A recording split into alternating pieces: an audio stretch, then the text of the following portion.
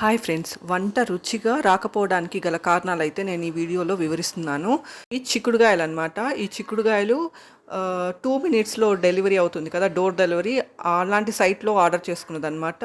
అమెజాన్లో అయితే కాదు, అమెజాన్లో 2 అవర్స్లో అయితే డెలివర్ చేయరు. సో ఇక్కడ చూసారు కదా, వచ్చినప్పుడే ఇలా ఉన్నాయన్నమాట ఈ చిక్కుడుగాయలు.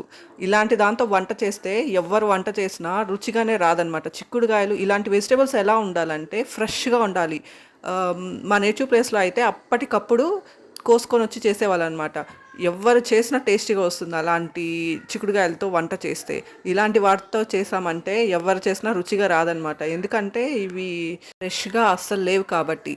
బయట వెజిటేబుల్ షాప్స్లో వెజిటేబుల్స్ ప్రైజెస్ ఎక్కువ ఉంటాయని మా ఇంట్లో అయితే ఆన్లైన్లో ఆర్డర్ చేస్తారనమాట మా హస్బెండ్. వీటిని చూస్తే అసలు వండబుద్ధి కూడా కావట్లేదు.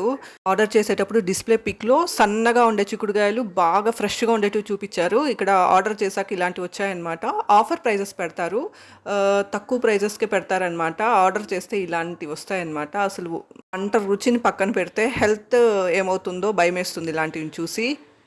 నేను ఈ మధ్యన యూట్యూబ్లో ఒక వీడియో చూసానమాట. ఆడవాళ్ళు అయ్యండి ఎదుటి ఆడవాళ్ళ పైన ఓవన్ సెటైర్లు వేసేస్తుంటారు, ఆడవాళ్ళు ఈ మధ్య వంట సరిగ్గా చేయట్లేదనని. ఎవరైనా సరే వంట చేసేదానికి ఫ్రెష్ వెజిటేబుల్స్ యూస్ చేశారంటే ఎవరికైనా బాగా వంట వస్తుందన్నమాట. వంట రుచిగా రావాలంటే బిగ్ సీక్రెట్ ఇదే అనమాట. Thank you for watching my video.